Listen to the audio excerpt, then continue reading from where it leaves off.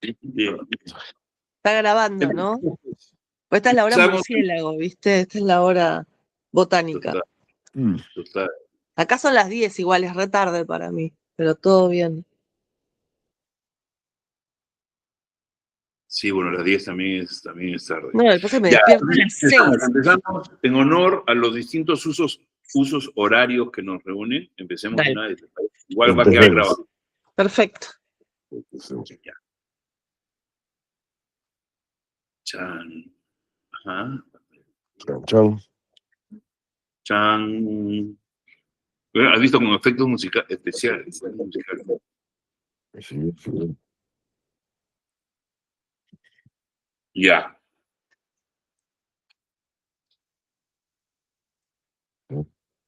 Hola. Hola. Hola, hola. Hola. Bien. Aquí estamos, ¿no? He tomado, digamos, gracias al feedback de ustedes, ¿no? Y a que yo además voy avanzando en mi propio proceso, hay algunos cambios, algunas modificaciones y hay otras persistencias. Veremos poco a poco cómo me voy adecuando mejor.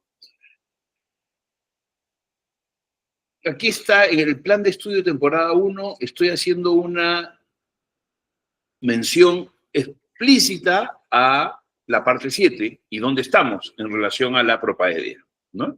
Entonces, estamos en la división 1, que es la naturaleza y el desarrollo de la tecnología, y esta división 1 dentro de la parte 7 tiene las dos secciones, ¿no? La tecnología, su rango y su historia, su alcance y su historia, y la organización del trabajo humano, ¿no?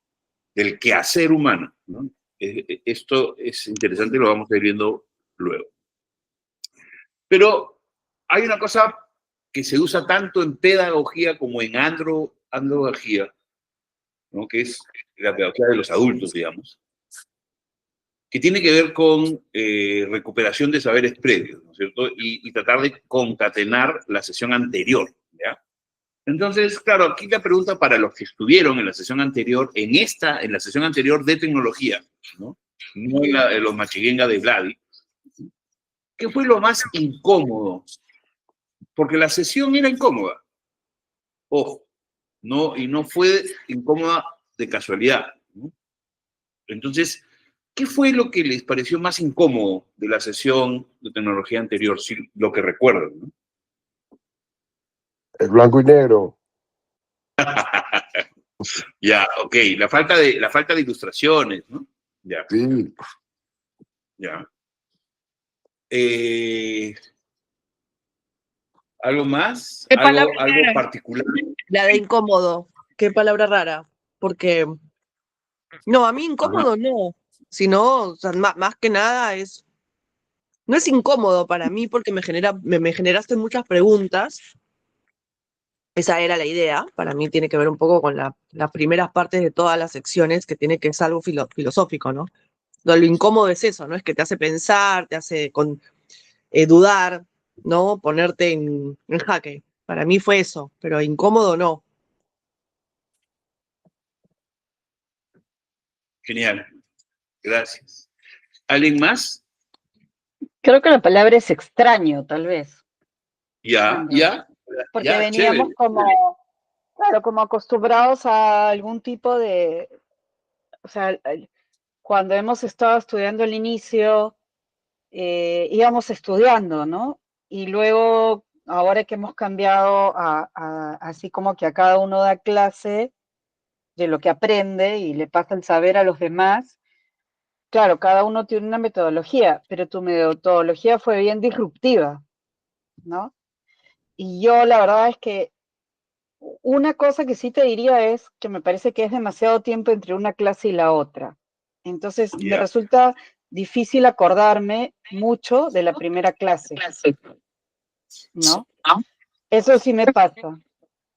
Y segundo, que no me queda muy claro realmente qué cosa, si tu objetivo era que aprendiéramos algo o solo que nos cuestionáramos algo, ¿no? Entonces no es que incómodo, pero sí como tal vez nos descentraste, nos sacaste del foco, fuera de foco, que estuvo bueno, y que fue como disruptivo, ¿no? Eso diría. Gracias. Sí, yo creo que tiene que ser una vez a la semana. Lo que pasa es que, claro, entre la primera y la segunda lo que estuvo fue Navidad y Año Nuevo, ¿no? Entonces eso complicó todo, pero sí, estoy de acuerdo contigo en que la frecuencia no puede ser menor a una vez a la semana. Estamos de acuerdo. Yo, digamos, yo trabajo con documentos, primero armo un documento y del documento luego hago el diseño instruccional de la sesión y de ahí hago el PPT. Voy a empezar a hacer más eficiente ese proceso para que de repente, ¿no? Alguna semana que sea necesario poder hacer 2 sesiones. Es interesante lo que planteas, Paula, porque en realidad la propuesta del aprendizaje activo, ¿no? Va en la línea de aprender en el extrañamiento, aprender en lo extraño, ¿no? Y por qué vale la pena tomarse ese trabajo, ¿no? Porque podríamos, y de hecho ahora voy a combinar, voy a hacer un poco de ambas cosas, ¿no? En términos de mostrarle más colorido, más contenido, ¿ya? Pero la primera sesión, a propósito, fue como lack of content, o sea, tenía una ausencia de contenido, porque creo que estamos muy acostumbrados en general a tratar de aprender exponiéndonos al contenido, ¿no? Y la cosa activa es fundamental, que sin emoción no hay aprendizaje. O sea, las cosas que nosotros recordamos que nos han pasado durante el día son aquellas que nos emocionaron, ¿no? Y entonces la idea es esa, la idea es tratar de activar preguntas y movernos, y lo vamos a ver un ratito, en eso que yo les decía, entre la certeza y la pregunta, ¿no? No se trata de, sobre todo trabajando con la británica, ¿no? No se trata de que aquí hay verdades absolutas. Y eso podría ser un tema a discutir, porque de repente para ustedes sí hay verdades absolutas, ¿no? Entonces, pero desde mi forma de aprender, ¿no? Se basa en el cuestionarlo todo, ¿no? En el cuestionamiento permanente. El gran objetivo de la sesión pasada tenía que ver con mucho de lo que ustedes han dicho.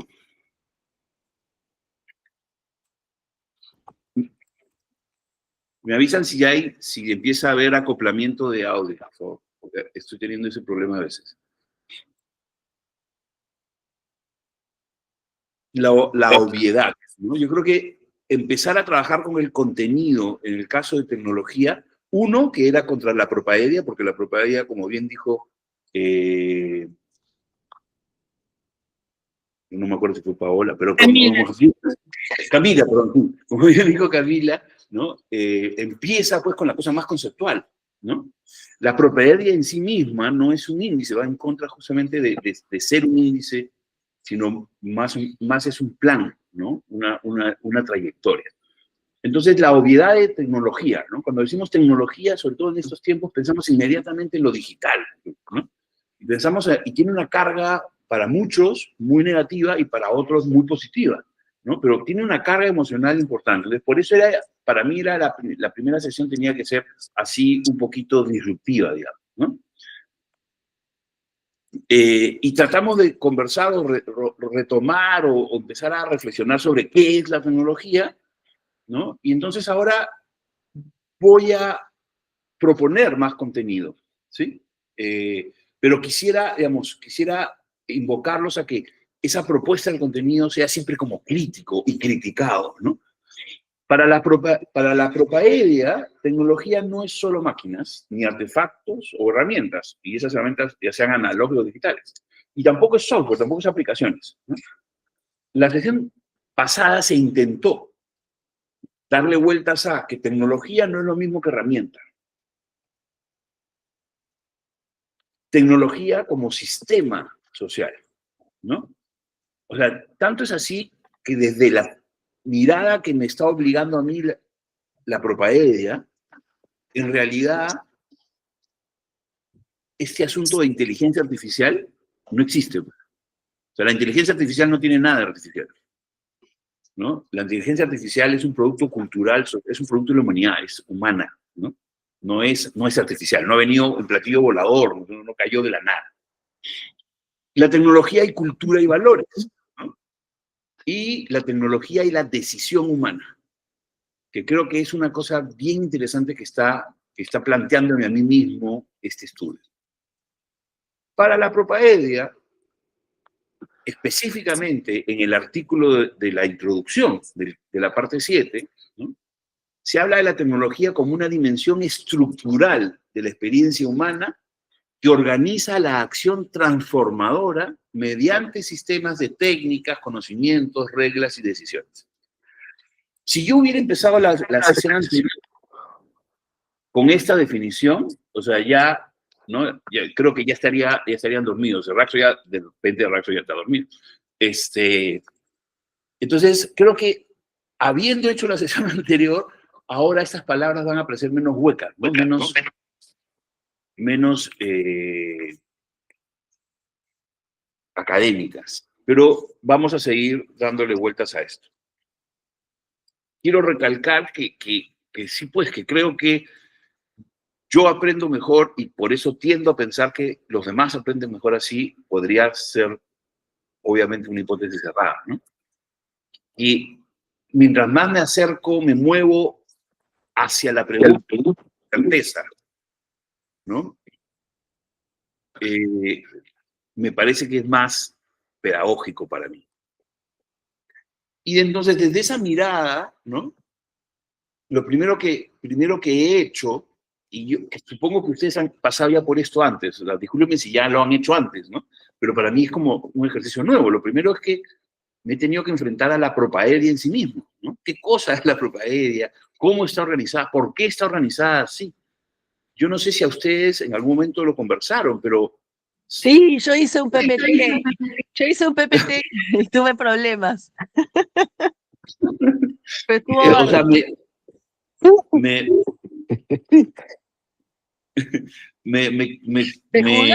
juzgaron, tuve mi momento disruptivo. Así. Chévere.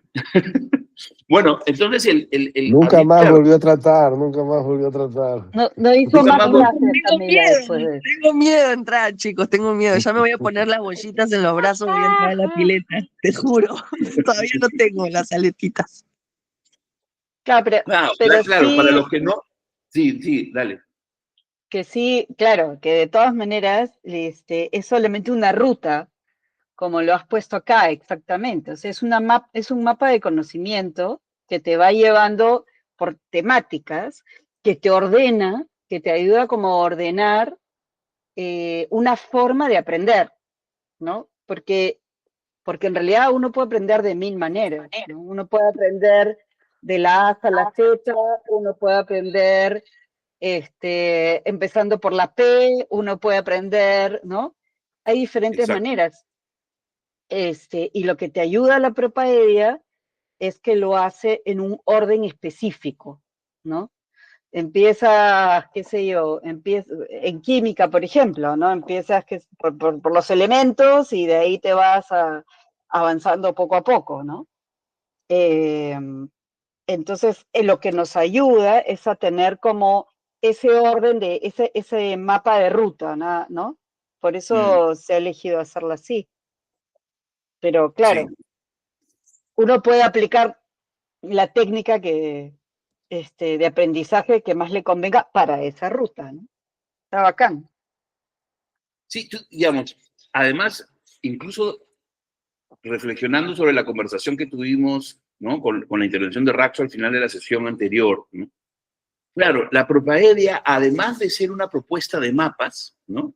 Es también una técnica de estudio. Y ahorita les voy a explicar cómo es que yo llegué a esa conclusión y a ver si la compartimos. Entonces, lo primero es que, claro, despedacé un poco y traté de entender un poco las 10 partes, las 10 secciones, ¿no? Entonces, pues claro, una parte que podríamos decir es el mundo natural, ¿no? La base física, química, ahí está la energía y la materia, la vida, el planeta, ¿no? Luego la mente, ¿no? Luego las partes 5 y 6 son lo humano y lo simbólico, ahí están la sociedad, el mundo del arte, ¿no? La organización social, cultural, instituciones y sistemas simbólicos y expresivos. Esa es la manera como yo me la he apropiado, ¿no? Luego viene la técnica, ¿no? Que como mirado como el puente, es interesante porque la tecnología, ¿no? A veces nos parece que obstruye, ¿no? Es el puente entre naturaleza, mente, sociedad y acción transformadora.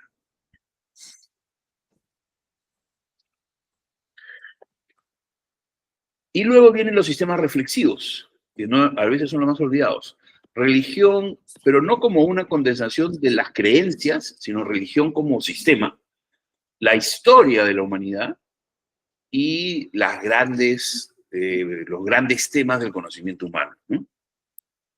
Pero para mí lo más interesante cuando hablamos de esto es el círculo de aprendizaje, y ahorita voy a pasar a él, no lo quiero adelantar ya, pero eso es lo primero que hice, ¿no? Entender, apropiarme, llevarlo a una manera de organizarlo que me permitiera tener la mirada completa, porque me costaba mucho saber ya las 10 partes exactamente qué son.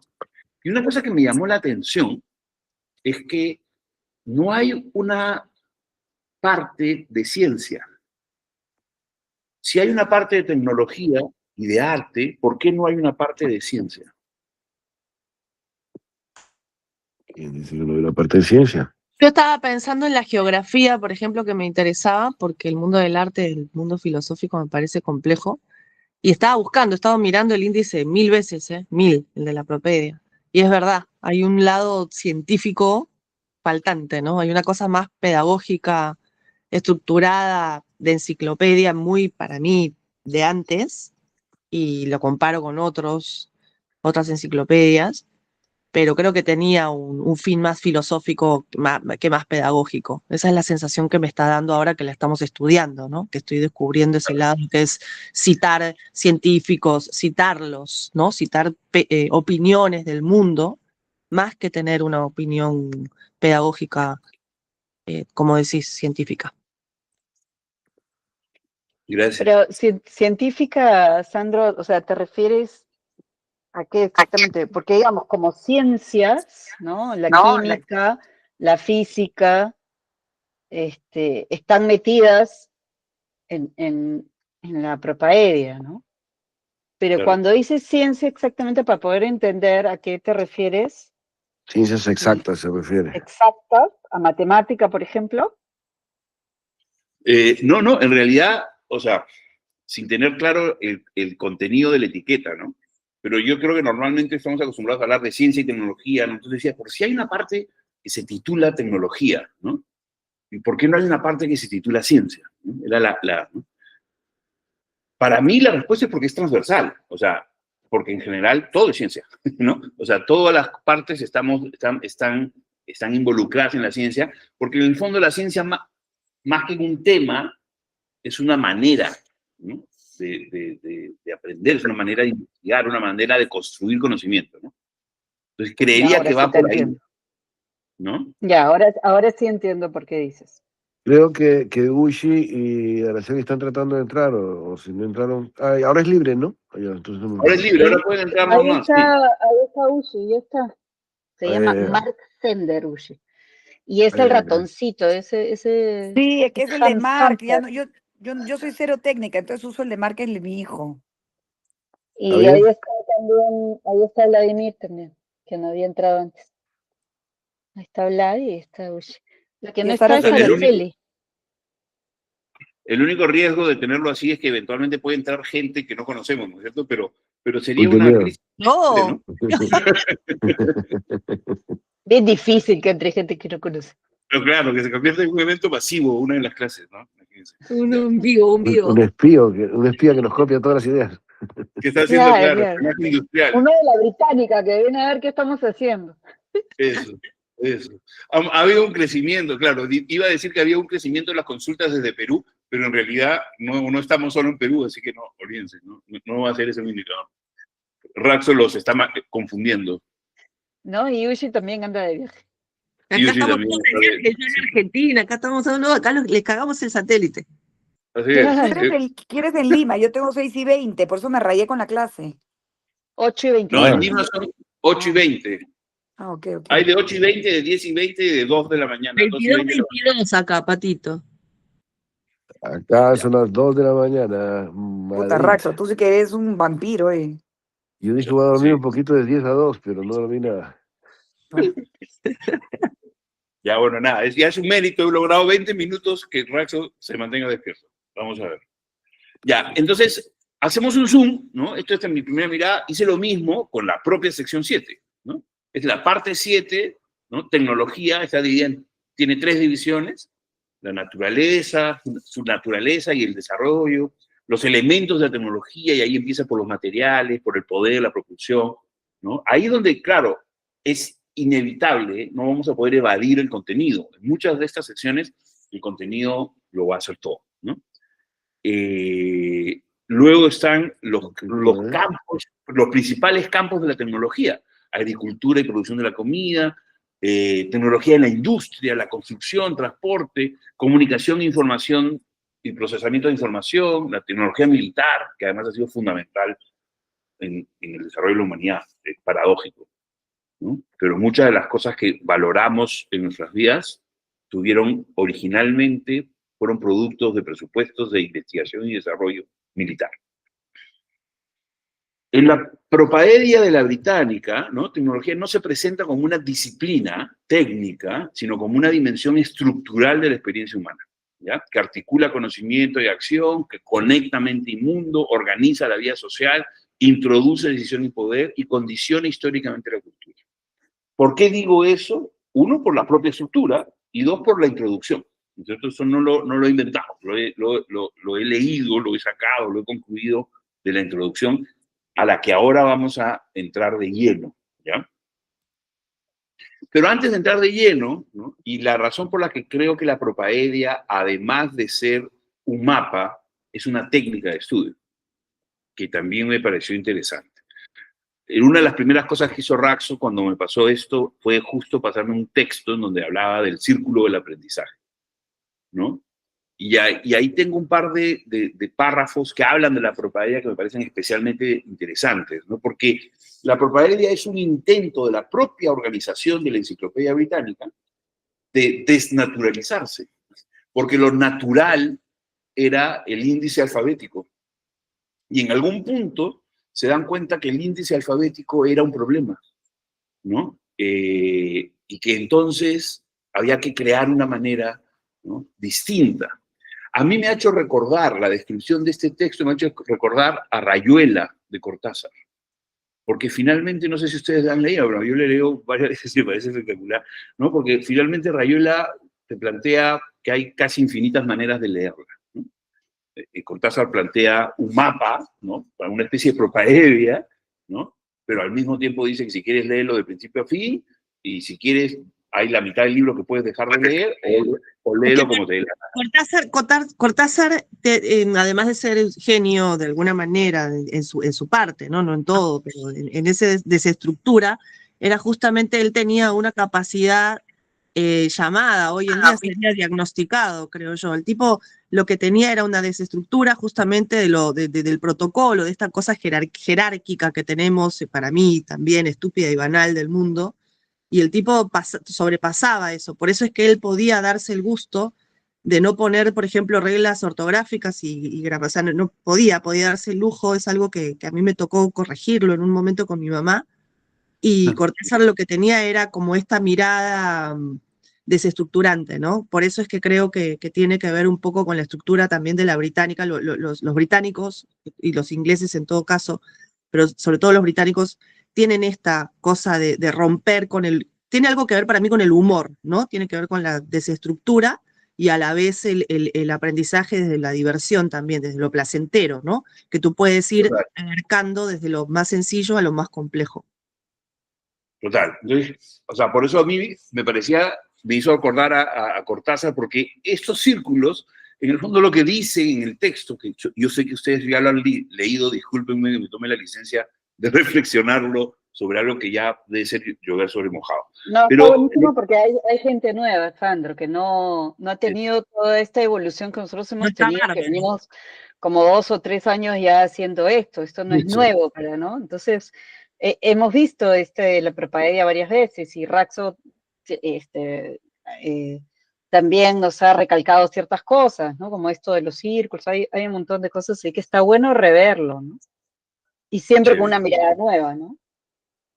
Que eso Claro, tiene también de mucho valor ahora, porque tú estás hablando de esto y yo reflexiono, suponte, cuando yo hago las clases, claro, yo agarro la británica, la leo, y me meto hasta cierto punto, porque tienes hasta cierto punto información, pero Ajá. de ahí yo alimento la clase con otras cosas porque mi curiosidad hace, ¿no? Que yo vaya más allá. Y entonces, de un tema puedo buscar información en National Geographic o en videos de YouTube, ¿no?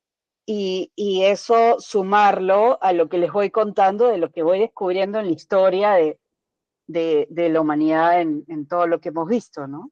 Entonces, Claro. creo que eso es lo que enriquece Total. esta propuesta, porque cada uno de nosotros le pone algo más y o sea, Blay con lo que está haciendo y todo lo que nos cuenta y cada vez que nos dice,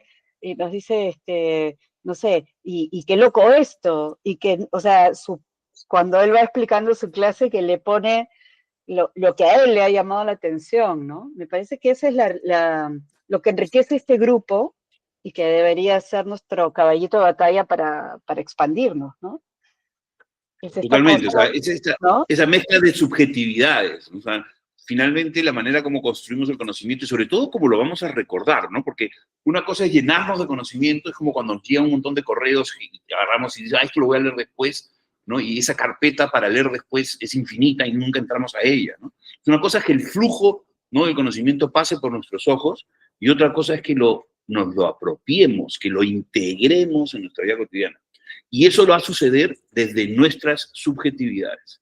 Entonces, por eso me pareció tan chévere, ¿no?, reflexionar sobre el círculo del aprendizaje, porque en el fondo, cuando haces digamos, lo que tú mencionabas, Paola, en términos de que me voy a otras fuentes y sigo mi curiosidad, eso no es ir contra la propaedia, porque finalmente la propaedia lo que te dice es, mira, yo he hecho estos 10 temas, pero como tú los puedes primero, claro, yo he puesto el primero como primero, pero tú lo puedes mover, y si quieres, puedes poner como primero el 9, y luego puedes poner como, ¿no?, como segundo, no, lo puedes mover. Pero luego dice no solo eso, sino que además, ¿no?, puedes agarrar cualquiera de los 10 y ponerlo al centro. Y entonces a veces puedes tener una mirada desde la parte 5 y te vas conectando con los otros nodos, ¿no? Entonces la palabra es interesante, son nodos. ¿Por qué son nodos? Porque están interconectados. No solo son contiguos como círculo, sino que todos además son concéntricos. Entonces en realidad es como si estuvieran hilados todos. Y sí es absolutamente cierto. Cada vez que ustedes están haciendo presentaciones antropológicas o están haciendo interpretaciones o presentaciones sobre contenido histórico, para mí, cada vez con más claridad, resaltan como si se alumbraran más las cosas que tienen que ver con tecnología. Es bien chévere. Yo no me había tomado mucho tiempo en entender estos 4 círculos, ¿no? Y cada vez me parecen más chéveres. Es un ejemplito, perdón, que justamente pasó con química, que era lindo, porque Pau, que hace lasañas, en un momento estábamos ya hablando de ingredientes, de propiedades, o sea, cómo empieza a influir cualquier tema que abarques de la enciclopedia, que creo que ese es el fin.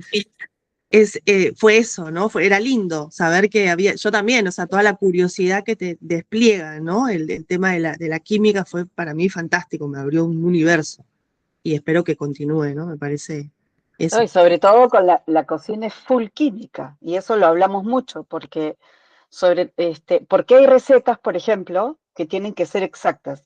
Todas las recetas de postres que tienen azúcar, sobre todo la mayoría, tienen que ser exactas. Si tú cambias la receta de un postre, sale otra cosa. Pero las recetas saladas las recetas saladas son mucho más libres.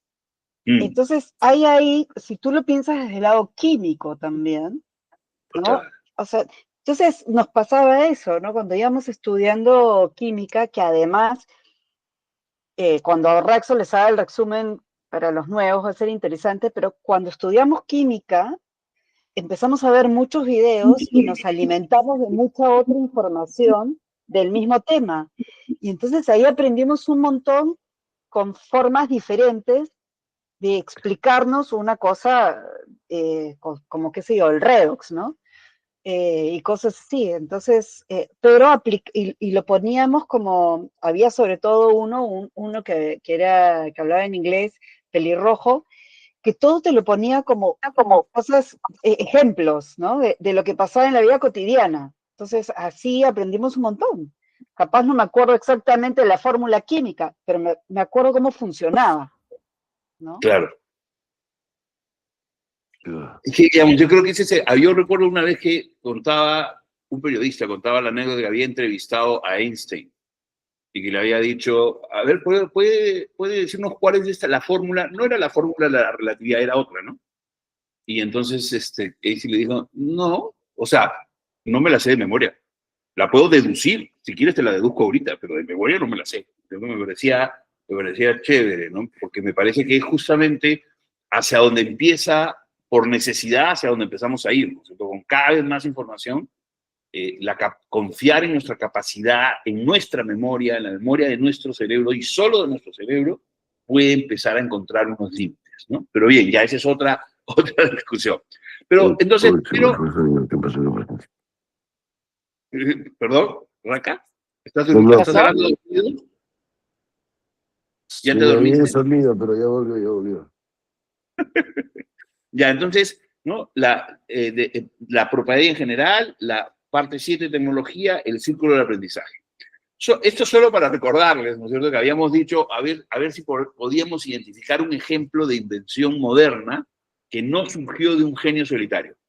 Pero esto es también para desmantelar algo que no vamos a continuar en esta sesión, pero para desmantelar esta otra idea que tenemos del invento de la tecnología y cómo la innovación como producto del talento de un iluminado, ¿no? Del momento eureka, versus una cosa más sistémica, ¿ya? Pero para desmantelarlo y luego reconstruirlo de una manera más compleja. Y entonces eso era lo que yo quería hacer en esta primera parte. En la segunda parte voy a entrar de lleno al contenido de la introducción.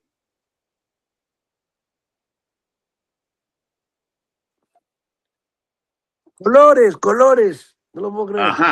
Ajá, así es. Dibujitos, Vamos a ver si dibujitos. dibujitos y colores. Ahora, Espadita, espadita. claro, es la flecha. El único problema es que el PDF en modo presentación se toma la libertad de moverse cuando le da la gana. Ya. El saber cómo y el saber por qué, ¿no? La tecnología como extensión de la condición humana. Eso está basado, en la introducción de la que yo ya les había hablado de Lord Richard Calder. Después de esto, sí ustedes podrían no leer la introducción si quieren, ¿no? Yo siempre había estado pensando sobre el supuesto de que tenían que leer la introducción de todas maneras, ¿no? Y que yo más bien lo que hacía era ayudarlos. Es lo más lindo, es lo más lindo que hay.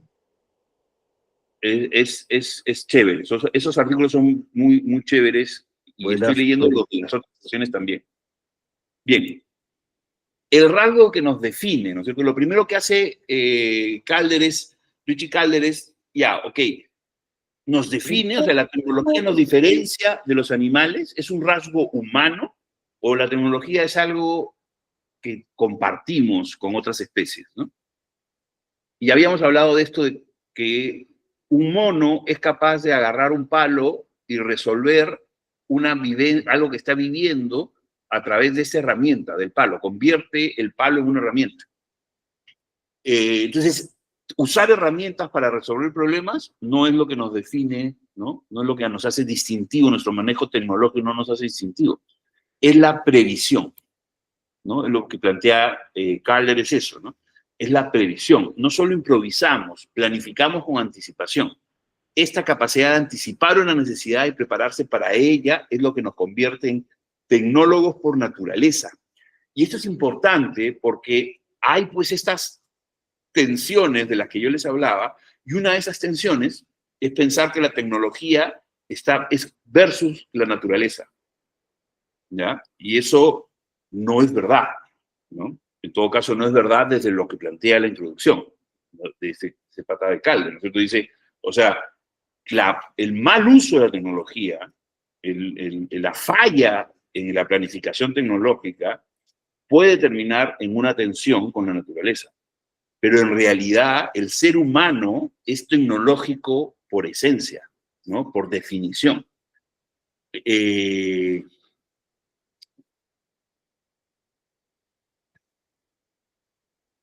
Se supone, ¿no es cierto?, que podríamos decir que como especie hemos logrado sobrevivir haciendo que la mente prime sobre el músculo. Entonces la inventiva fue la condición indispensable para nuestra supervivencia. El ser humano ancestral, y lo hemos visto, ¿no? E incluso lo seguimos viendo en algunas de las otras presentaciones, de las otras clases, se encontraba en una clara desventaja física, ¿no? No tenían garras, sin pelaje, sin caparazón, sin velocidad, sin camuflaje, ¿no? ¿Cómo sobrevivimos? Algunas personas, algunos antropólogos, hay unos antropólogos que se especializan en esto de la evolución, ¿no? Dicen que en general el ser humano, a la mayor parte de los humanos nos cuesta hablar en público porque hablar en público no está en nuestra naturaleza. Porque el ser humano ha sobrevivido en parte porque pasaba desapercibido, o sea, se defendía, o sea, no ser visto. No ser visto es parte de nuestra línea de evolución de supervivencia en la historia de la humanidad, o del planeta, para ser más exactos. Entonces, ¿cuáles eran las ventajas compensatorias? En la imaginación, la destreza manual, obviamente, el pulgar oponible, pero eso no diferencia de los monos, la planificación y la capacidad de idear estrategias, ¿no? Dominamos el entorno. La palabra dominar el entorno es probablemente ya en sí misma refleja una tensión, ¿no? Transformamos el entorno, no con fuerza bruta, sino con ingenio.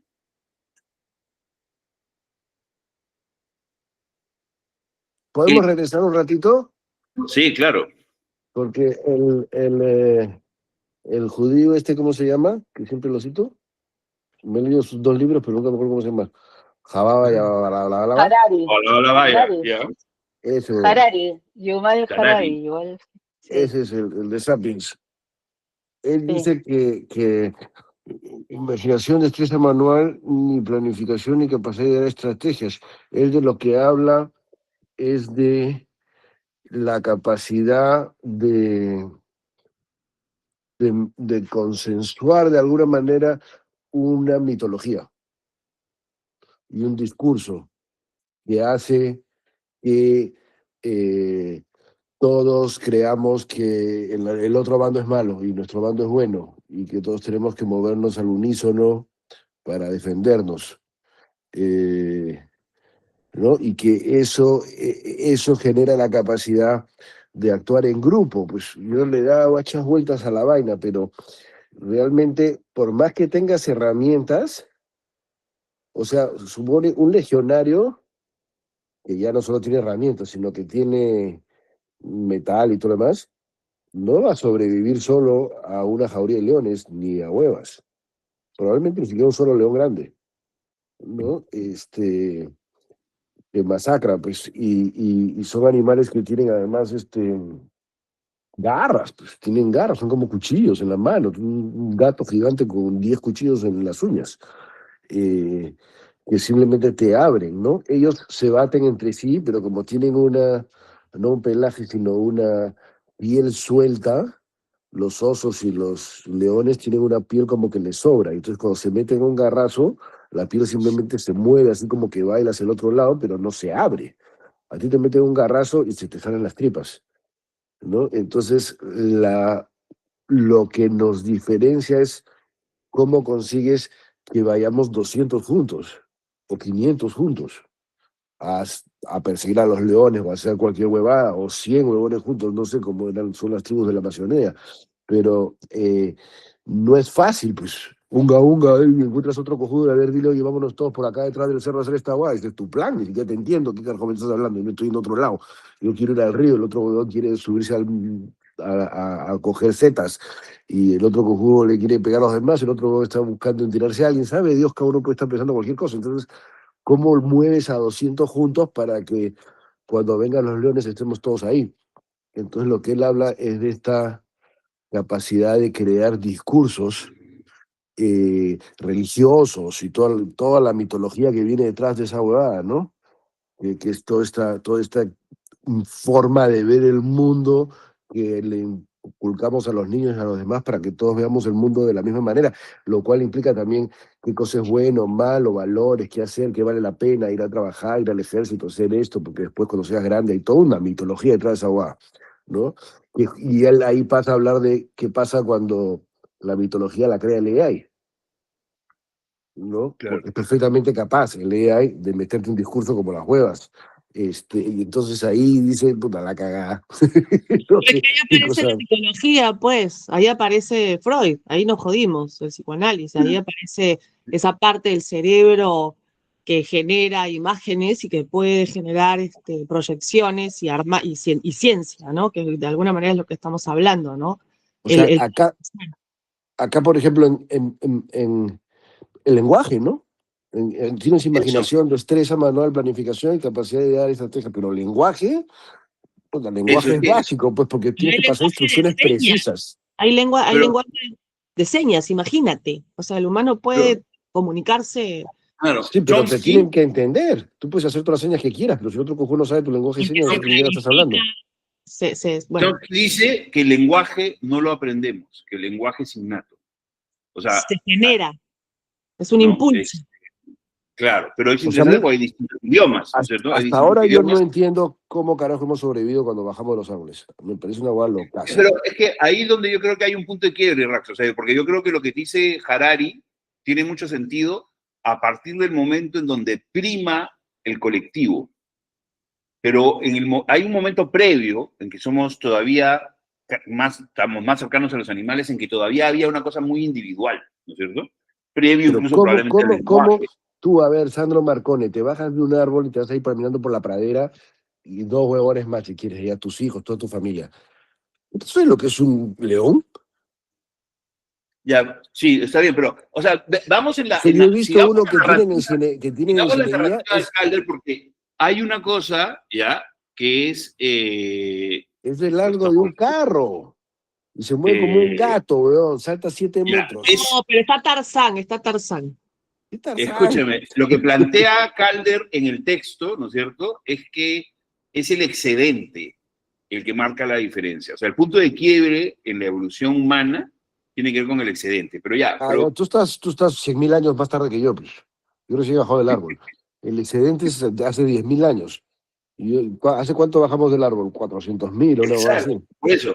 Esta pantalla que tienes ahorita está antes del excedente. O sea, está, por eso digo, es pre a lo colectivo. O sea, porque no hay excedente sin colectivo, ¿te das cuenta?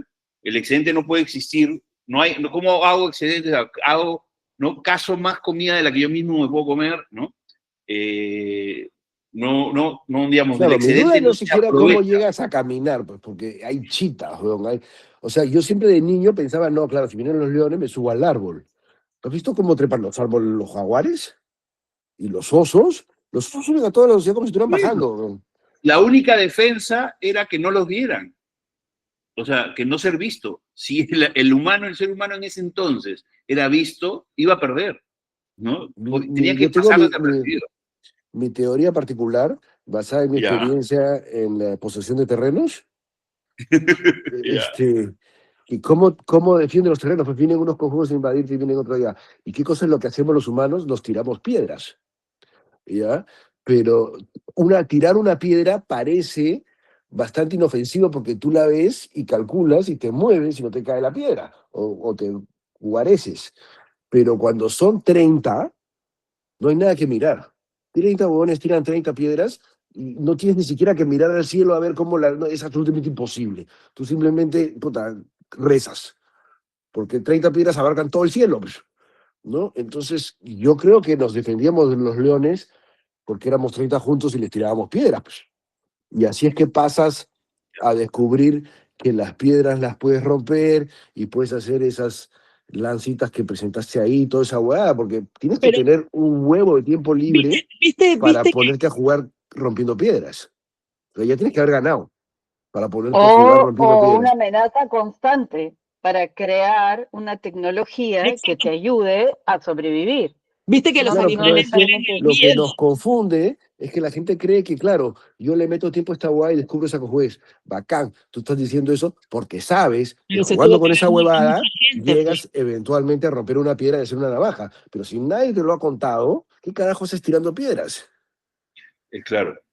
Es como el Ahora, fuego. Dices, ojo, no, pues yo me pongo acá con el los fuego, no sé cómo enemigos hacerlo. también eran gregarios, ¿ah? Ojo, digamos, esta situación que te imaginas, o sea, también son gregarios, o sea, también hay manadas, ¿no? Los depredadores del ser humano también tenían un principio, un instinto de colectividad, ¿no? Entonces yo no estoy seguro de que ese instinto de colectividad, ¿no?, sea el que nos diferencie, porque creo que los animales también andan en colectivos y Hay se una las ingenian para, película que se llama, para ponerse de acuerdo.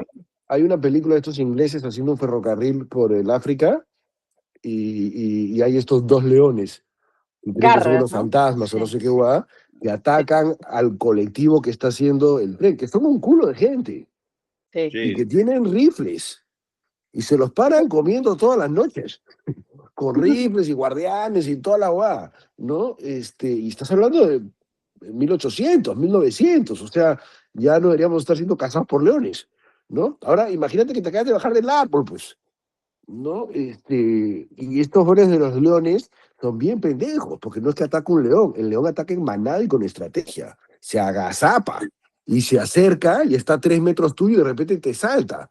¿Cómo chucha sobrevivimos esa hueá? Yo no creo que está Seguimos bien siendo, explicado todavía. Pues, en el cuerpo a cuerpo seguimos siendo los más débiles, o sea, absolutamente. con cualquier animal. Una de las cosas Pero- interesantes que vamos a ver más adelante es que el mono que utiliza un instrumento, que convierte en un instrumento, un artefacto, una piedra, todo el proceso lo hace por primera vez y lo vive por primera vez, ¿no?, cada vez que se enfrenta a la situación. Lo que la mente ha podido hacer en nuestros casos es que nosotros no necesitamos descubrir la ley de la gravedad todos los días. Somos capaces de transferir el conocimiento y entonces podemos pararnos sobre las leyes científicas que se han trabajado durante los últimos cientos, miles de años, ¿no? Digamos, Claro. cuando no las Claro, hemos perdido. y te pasa que el conocimiento se te va pasando de generación en generación también. Y otra cosa más también, Raxo, es todo lo que tú dices tienes razón, pero también es verdad que hemos domesticado a los leones y a o sea, hay cojudos que viven con leones, con tigres en sus casas y los gatos son unos felinos pequeños y los hemos domesticado y los perros eran lobos y los hemos domesticado. Entonces, también hay otra cosa ahí, ¿no? Que no es Sí, pero solo... todavía hoy día hay unos que se van a pasear por Yosemite y se los comen los losos, ¿no? No, todavía. A mí, Sí, en obvio, relación a por lo que dice Harare, Mm. en relación a lo que dice Harare, hay una cosa que me ha parecido siempre alucinante en los conciertos. Los conciertos en donde hay miles de personas, ¿no? Y entonces la gente que está arriba, los cantantes, ¿no?, o los actores, hacen que miles de personas hagan cosas. De hecho, los cantantes han hecho que millones de personas se aprendan de memoria una canción suya, ¿no? Y la cantan al unísono, ¿no es cierto? Entonces, a mí los conciertos me parece justamente un ejemplo bien interesante, ¿no?, de cómo hay una narrativa que no necesariamente tiene que ser escrita, ¿no?, o hablada. Hay narrativa visual, ¿no?, hay narrativa corporal, ¿no? Pero yo estoy de acuerdo, obviamente, ¿no?, que tiene mucho sentido lo que plantea Harare. Creo que no explica todo, pero claramente hay un rollo con la narrativa y con la posibilidad de movilizar voluntades, ¿no? Y permanentemente Vivimos debatiéndonos entre nuestra agenda y la agenda de los otros. Todo el día, desde que te levantas hasta que amaneces, ahí está la fuerza que te lleva a lo que tú quieres hacer, y permanentemente aparece gente que tiene otra idea, ¿no? Que tiene otra agenda. ¿No? Que sí, con una frescura absoluta, ¿no? Se creen con derecho a cambiarte la agenda. Bien, el concepto, entonces, claro, este pata avanza pues en su propia narrativa, ¿no? Entonces el concepto precede a la creación. No solo somos seres perceptivos, como pueden ser los animales, sino somos conceptuales. Entonces él asocia la mente con lo conceptual. Es interesante porque a este pata Hinton escuchaba una entrevista que le han hecho a este premio Nobel, que algunos dicen que es el padre de la inteligencia artificial, pero si fuera verdaderamente el padre de la inteligencia artificial no sería artificial, pues porque tiene padre. Lo que dice es, la idea que tenemos de la mente, o sea, cómo creemos que funciona la mente, es lo que nos está haciendo hacer tonteras, ¿no? Estamos equivocadísimos con esta idea de lo que funciona en la mente, ¿no? Entonces él se pega mucho con el tema mental, ¿no es cierto? ¿Qué cosa pasa en nuestra mente? ¿Qué cosa es, no? ¿Qué significa exactamente la conciencia? Es bien chévere porque este video habla sobre los riesgos y los desafíos y las amenazas de la inteligencia artificial. Pero en fin, ahora se los paso después, si no se los pasé ya. Somos capaces de elaborar un diseño mental, ¿no? Dice este compadre. Una fantasía tecnopoética, ¿no? Me encantaba eso de tecnopoética. Incluso sin los medios para producirla materialmente. Era algo que conversábamos, Raxo, alguna vez. O sea, Roger Bacon hace 600 años imaginó un barco propulsado por energía, un carruaje sin caballos, un avión y la batísfera, ¿no? No podía, su visión no podía materializarse, ¿no? En ese momento. No habían los medios, no existían los medios suficientes para materializar su visión. Pero eso no impidió que tuviera la visión y tampoco impidió que finalmente la humanidad hiciera que sucediera, ¿no? A mí me parece, también esa reflexión me parece interesante. La antigua brecha, ¿ya? Y acá hay otra de las tensiones de las que yo le hablaba. La logia versus el tecne, ¿no? El saber por qué, el know why, y el saber cómo, el know how, ¿no? El mundo de la teoría, ¿no? El discurso y el intelecto, la búsqueda del conocimiento por sí mismo, la filosofía, las actividades intelectuales, y el saber cómo. El mundo de la práctica, las artes y las habilidades manuales, la aplicación del conocimiento, artesanía, experimento, materia, ¿no? Hay una tendencia a jerarquizar, querer jerarquizar, ¿no? Que uno más importante que el otro, ¿no? Que el know-how es más importante que el know-why o al revés, ¿cierto?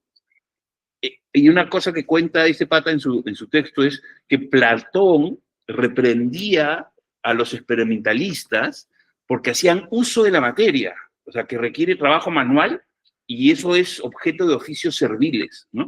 Ilustrando el antiguo prejuicio intelectual. Es decir, a Platón le parecía una cojudez esto de probar que algo que él había dicho que era imposible, ¿no es cierto?, fuera verdad.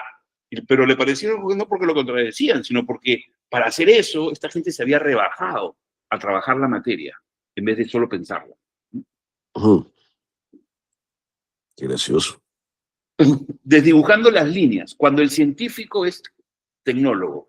La división entre ciencia y tecnología no es absoluta. A lo largo de la historia, las figuras más influyentes han combinado ambas facetas. Es interesante porque hay dos ejemplos, ¿no? Y como ya sabemos, pues, una de las biografías que recomienda la parte 7 es justamente la de Edison. Yo no tenía idea de por qué la recomendaban y ahorita lo voy a explicar, ¿no? Pero entonces tienes Leonardo da Vinci es un hombre de ciencia en su descubrimiento de nuevos conocimientos, pero sus diseños de innovaciones prácticas superaron a los de Edison, ¿no? Pero muchísimos años antes. Thomas Alva Edison es un maestro tecnólogo, ¿no? Es más considerado un tecnólogo que un científico. Planteó más de 1000 inventos. Su trabajo derivó de conocimientos científicos existentes. En realidad, Alva Edison hizo poca ciencia, ¿no? Hizo más tecnología, viendo las relevancias rentables que otros pasaban por alto. A mí me parece alucinante, eso de la relevancia rentable, ¿no? Porque, claro, podemos pasarnos la vida magnífica, ¿no? O entusiasmándonos con un descubrimiento científico, pero no necesariamente lo aplicamos, ¿no? La anatomía de la innovación moderna, ¿no? Entonces, este pata en su artículo dice, hay cuatro grandes tipos de conocimiento o tipos de hacer conocimiento, de tipos de ciencia. La investigación pura, que es la más académica, la búsqueda del conocimiento por sí mismo, ¿no? Aquí no importa si tu conocimiento es aplicable en algo o no, sino básicamente la rigurosidad con lo que lo has obtenido, ¿no? Es el hacedor de lo posible, lo dice Calder. Luego está la investigación fundamental orientada, ¿no? Ciencia básica dentro de un marco de referencia con aplicaciones previsibles, el hacedor de lo probable, ¿no? Es decir, ciencia que se está haciendo, ¿no? Pero hacia un lugar en especial, ¿no? Que es más o menos lo que pasa cuando Kennedy en los 60 dice, vamos a ir a la luna, ¿no? Y no solamente le agrega una narrativa, sino que le mete un montón de plata, ¿no?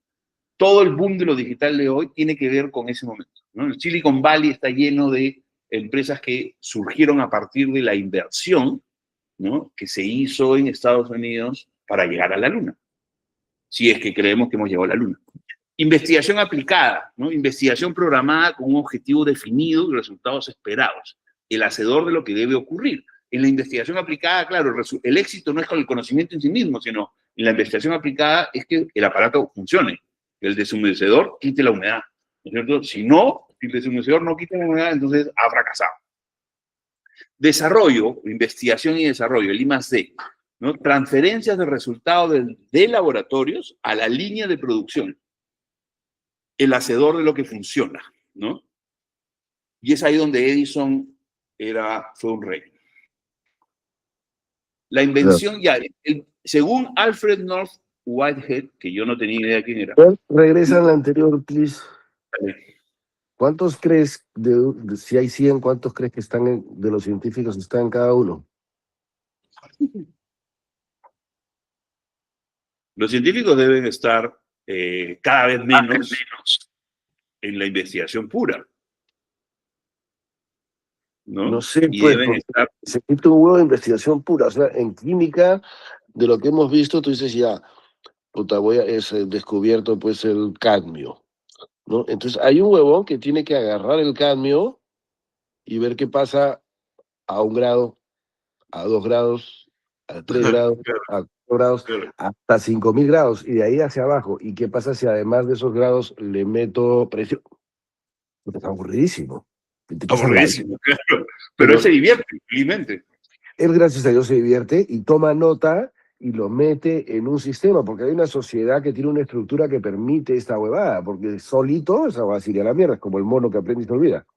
O sea, se lo da, toda esa experimentación es oro, porque no significa ni mierda, pero los gringos lo tratan como oro, lo publica, hacen unas notas, lo encapsulan y esas notas se las pasan a las 5000 bibliotecas en Estados Unidos para que cualquier investigador que quiere saber de cadmio ya sabe que a 77 grados no pasa ni mierda. No porque lo ha deducido, no porque no pasó a 70 ni a 78, sino porque lo puso a 77 y no pasó ni mierda. Entonces, ahí hay un huevo de gente, para que después otro huevón pueda coger tu huevada del cadmio más las de otros 5 minerales y decir, mira, todos los minerales cuando llega a 77 no pasan ni mierda, o inducir cualquier ley genérica que aplica a varias cosas. Necesitas la data, sin la data no haces nada, y como Edison, ninguno de estos huevones puede hacer la data y ser desarrollador al mismo tiempo, pues porque la data toma un huevo de tiempo de un huevo de huevas bien aburridas, y esto que Julio les gusta hacer. Yo creo que la mayoría, o sea, claro, ¿cuánta gente aprende química y no descubre ni mierda? Ni tiene su nombre en ningún lado.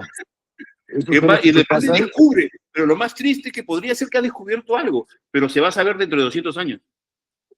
No, porque la mayoría ni siquiera trata, sino que, oye, estudias química, perdón, y ya te dicen, mira, tienes que agarrar esta hueá y ponerla a todas las temperaturas distintas y apuntar acá qué te pasa. No vas a descubrir, a menos que te explote la hueá, ¿no? Así como hubo que descubrió algo porque puta, le explotó. Tu trabajo no apunta a descubrir nada, sino simplemente, puta, le encanta pues saber qué cosa pasa con el cadmio a cada una de las diferentes temperaturas. de 1 hasta 5.000 grados y de regreso. Y si le metes, y si está al vacío, haces el mismo experimento de nuevo, de 1 a 5.000 en vacío. Y si le meto presión, ya. Y si le echo agua, y todas las huevadas que se te pueden ocurrir, en ciencia tú las puedes deducir, pero se te puede ocurrir deducirlas, pero esa hueá no lo va a replicar nadie, ni a nadie le va a interesar un pepino. Lo que las universidades capturan y guardan es el experimento. Oye, esto a esta temperatura, con esta huevada, dio esta cojuez. Puede parecer absolutamente irrelevante porque no pasó ni mierda, pero lo toman como si fuera oro, porque ya otro huevón no lo tiene que hacer. Bueno, lo hacen 2 o 3 huevones para replicarlo, ¿no? Pero ya una vez que 2 o 3 huevones lo replican, pasa a ser data. Y esa Claro, data y ahí pasa a ser llega un usada por momento otro en que huevón. ya nadie, así es, o sea, ya nadie tiene que ir experimentando, ¿no? Cuál es la temperatura que debe tener el agua para decir hirvió, ¿no? No, Ya eso pues, se incorpora, se apropia en la vida cotidiana, ¿no? Esa es la integración, ¿no? claro. Hay, Y eso te sirve para los siguientes pasos. totalmente. O sea, por ¿No? eso el método científico es fundamental. Una de las cosas que dice este compadre es que en el fondo ambos, los científicos y los tecnólogos, usan el método científico. El método científico no es exclusivo de la ciencia, ¿no? Ese asunto de observar, Ajá. generar hipótesis, experimentar, ¿no? Elaborar una teoría y luego definir leyes, todo ese circuito también se usa en la tecnología. Y tiene que ver con lo que viene ahorita, que es que en el fondo este compadre dice, el mayor invento del siglo XIX fue la invención del método de inventar, ¿no? Ah, Entonces, y dice que el ejemplo de eso es la fábrica de inventos de Edison en Menlo Park. En 1876, Edison sistematizó el proceso, coordinando un equipo de matemáticos, físicos y químicos para aplicar conocimientos relevantes de forma organizada. La invención dejó de ser la indulgencia del aficionado talentoso y se creó una tecnometodología capaz de garantizar el éxito comercial. Yo no tenía idea de que esto existía, ¿no? Imagínate si hubiéramos no. tenido eso claro a la hora de hacer la plataforma para Huascarán, ¿no? Entonces ya me muero ganas de leer la bibliografía de Edison. Y a Claro. mí siempre me había parecido como irrelevante el foquito, pero parece que el foquito es Parece que el fue más que el círculo, foquito. sí, el círculo virtuoso, ¿no? Entonces acá se resuelve, no se resuelve, sino se hace explícita esta tensión entre ciencia y tecnología, porque en realidad combinan, se alimentan entre ellas, ¿no? Que un poco resuelve lo que tú decías, o sea, oye, estos están haciendo investigación básica, pero hasta que llega hasta que llega a lo aplicado, ¿no? ¿Y qué los motiva? ¿Por qué siguen haciendo si están aburridos? Entonces, lo que dice este pata es este círculo virtuoso, ¿no? Es la ciencia, ¿no? Que genera un descubrimiento que hace generar la tecnología crea instrumentos más afinados que entonces como nuevas herramientas permiten nuevos descubrimientos. Entonces en realidad no es la ciencia ni la tecnología, sino es una cosa simbiótica, o sea, está todo el tiempo alimentándose, ¿no? Incluso dicen que o sea, el tiempo que está pasando, que pasaba entre un descubrimiento y su aplicación es cada vez menor. El descubrimiento de la electricidad se hizo alrededor del 1600. Su aplicación, ¿no? Su primera aplicación fue 237 años después, en 1837. Luego pasó a décadas, ¿no? La penicilina en 1928, el uso masivo en 1945. La fusión del uranio en 1938, solo en 7 años, el proyecto Manhattan termina en la bomba de Hiroshima y Nagasaki, en 1945. Entonces, claro, ese análisis es hasta donde llegó este compadre en sus artículos, pero ahorita no, Uf, ya debe ser meses, ¿no es cierto? Días, horas, ¿no? No sé.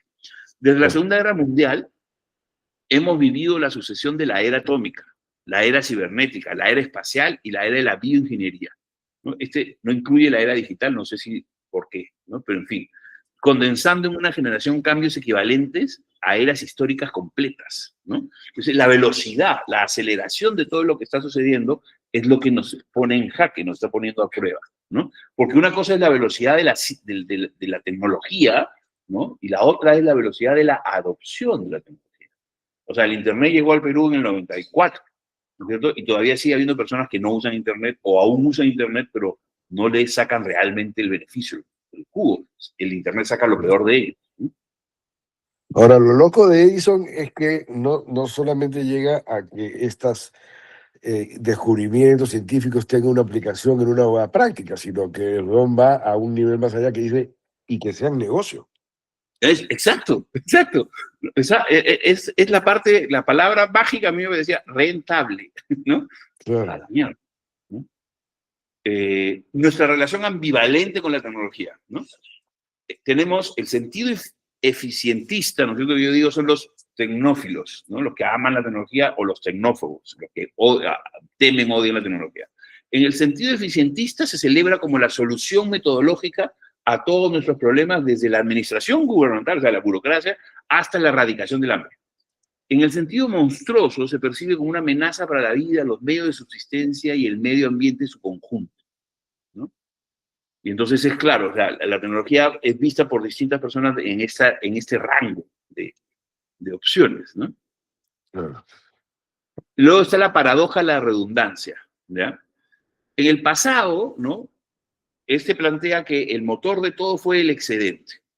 Y el excedente se logra en el momento en que haces agricultura y eso lo estamos viendo en algunas de las cosas que Paola nos contaba, ¿no es cierto?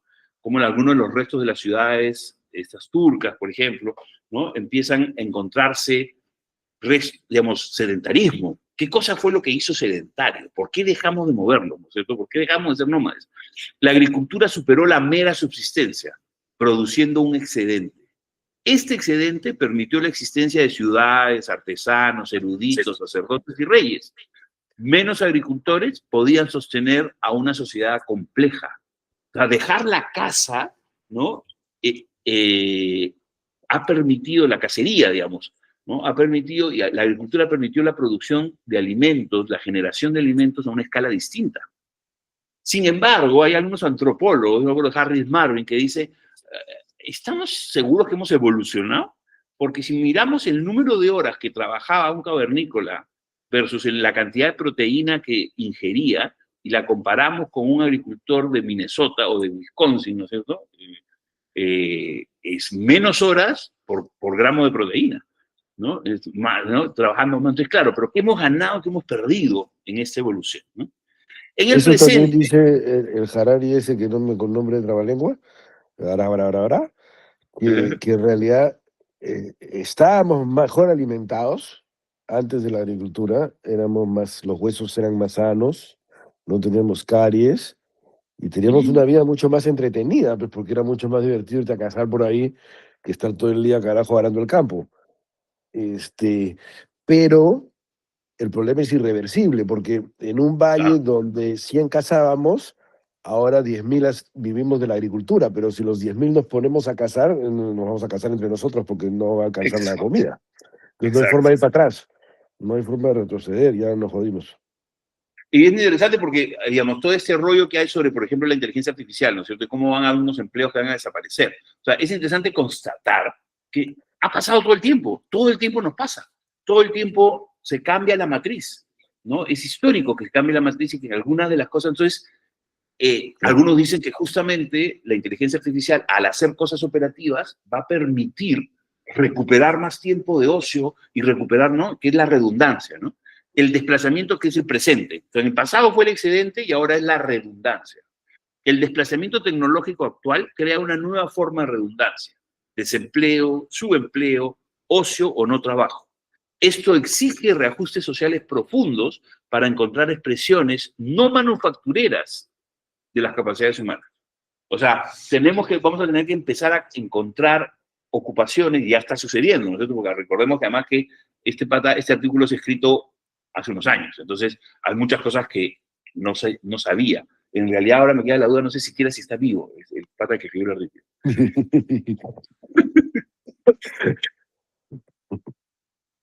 El gran desafío, entonces, ¿no? Es guiar una tecnología exuberante, ¿no? A mí esa palabra siempre me ha gustado. Entonces, la tecnología dice que estamos viviendo ahora, en el mundo de la redundancia, estamos viviendo una tecnología exuberante. El planteamiento del problema, ¿no? Es cómo obligamos a la tecnología a producir bienestar humano real, ¿no? el objetivo no es solo la cantidad de artefactos, ¿no es cierto? O sea, sí, pues efectivamente en el Perú hoy día hay casi 3 móviles por persona, pero eso no quiere decir que somos más conectados, que somos más felices, ¿no es cierto? Simplemente, ¿no? Es una cantidad de artefactos. Pero que la cantidad de artefactos esté en esa proporción y que no se conlleve con un propósito de felicidad, de bienestar humano real, no es un problema de la tecnología, no es un problema del know-how, es un problema del know-why, es un problema de finalidad, de propósito, ¿no? El objetivo es la mejora de la calidad de vida, incluyendo la reparación del daño causado al medio ambiente. La solución requiere una sociedad ilustrada e informada que sepa lo que quiere y que no sea arrastrada por programas acelerados a aceptar lo que no desea ni necesita. Los británicos nos necesita, la sociedad nos necesita. Tenemos que hacer que toda la sociedad sea así como nosotros. El veredicto final. Volvemos entonces al know-why como iniciador y supervisor del know-how, ¿no? Entonces, esa es la en la que nos estamos debatiendo en realidad, ¿no? El instante, Tremendo. claro. Qué bestia. Y eso es. Lo que pasa es que estamos atrás, ¿no? En el sistema está para atrás. Muy bueno. Qué fuerte, sí. Es filosófico. Disruptivo, pero bien. Wow. No, ahora no estaba disruptivo, estaba mucho más.